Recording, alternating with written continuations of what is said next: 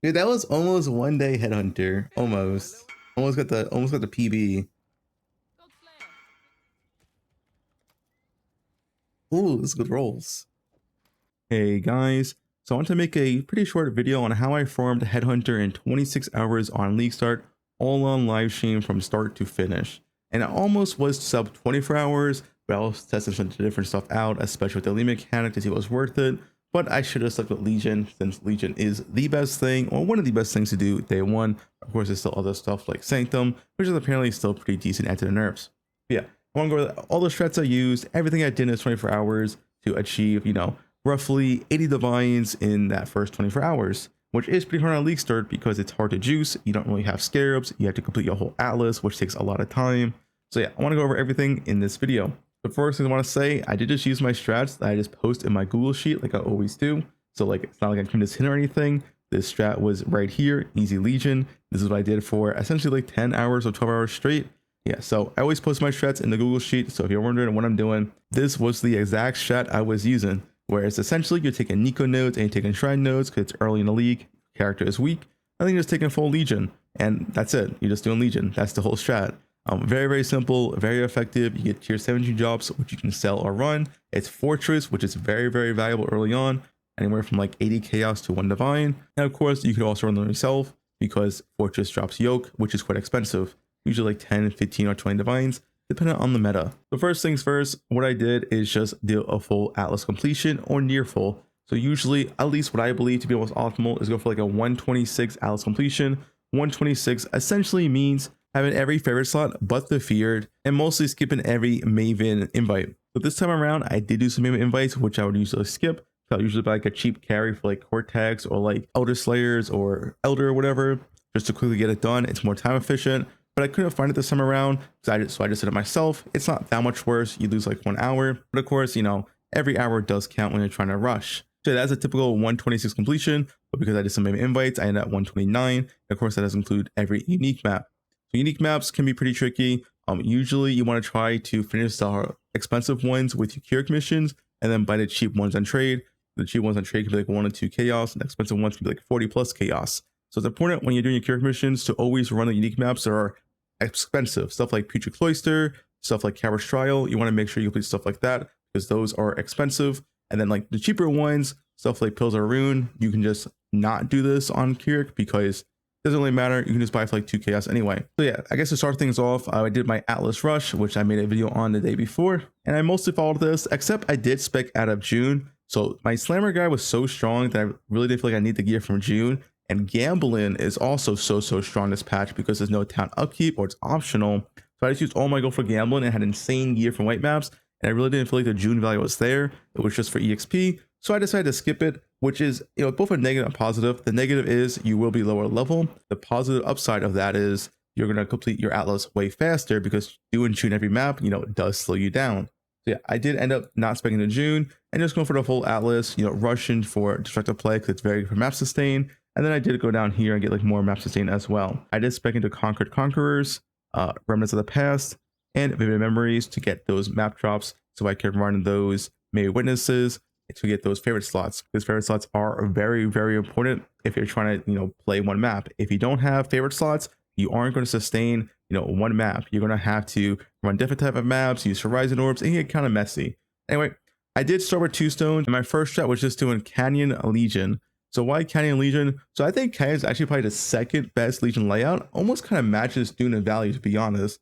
And the nice part about this, or at least this league, is that Canyon is a natural tier 16. So I could just Horizon over a bunch and just keep running Canyon over and over and over again.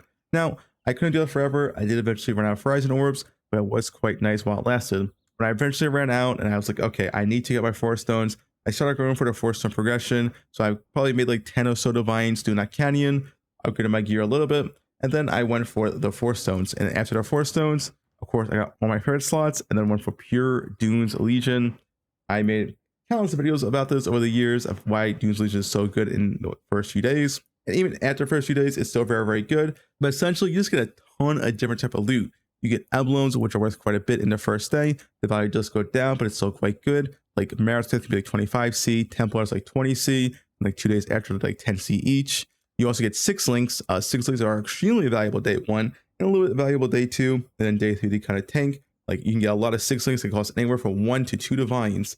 Very, very good. These 6-link incubators are extremely strong. And of course, just a bunch of raw currency, you know, GCPs, Chaos Orbs, Regals, alterations, all this just sells on day 1 very easily. So yeah, Legion just drops kind of everything day 1. It's still good after. So if you're wondering, if you're watching this video, yes, Legion will still be a good strat after you watch this video, and mostly because the scare prices will come down. So my Legion strat was just doing dunes, and most of the time I used no scarabs, because scarabs, or especially Legion scarabs, are really, really expensive, and when they're too expensive, it's not really worth using them.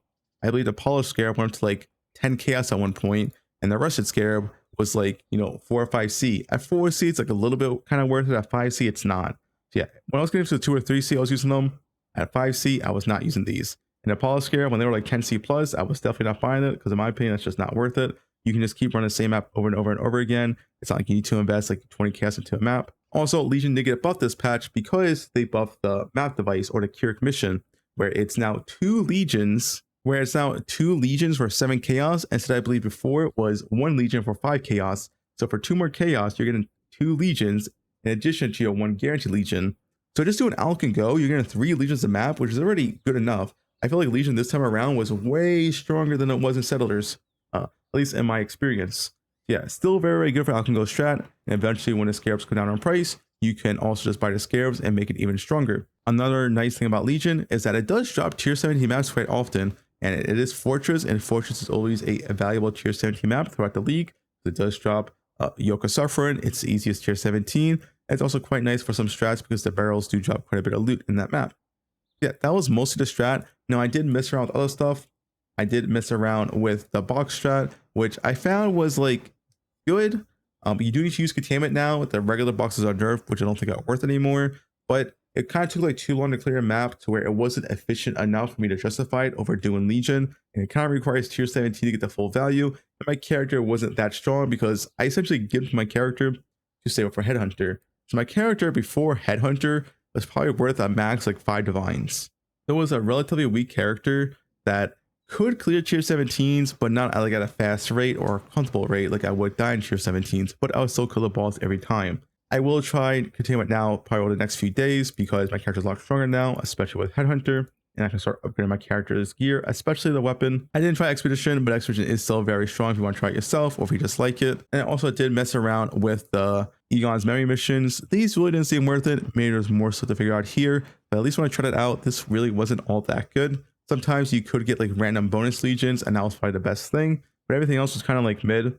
If anything, these tier 16.5s were a lot better, but they also are quite hard because they do have tier 17 mods.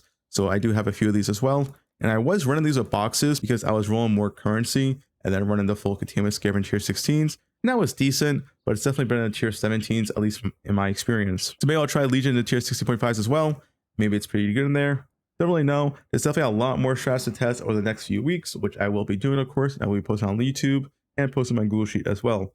But yeah, anyway, that was a quick TLDR of how I farmed Headhunter in 26 hours. Pretty much, it's just rush my full Atlas to 126 completion, try to get 4 stones as fast as possible. 2 stones is fine to stay at if you can get guaranteed carries like later on, for like, you know, less than 1 divine at least. And then just do Legion the whole time. Efficient Legion mapping, where you're just constantly doing back-to-back to maps, not stopping the least as possible. You know, like don't search for gear upgrades every hour and just keep going. Once again, the full VOD is on my Twitch. So if you want to watch the full journey or something, hey, feel free to. But yeah, that's about it.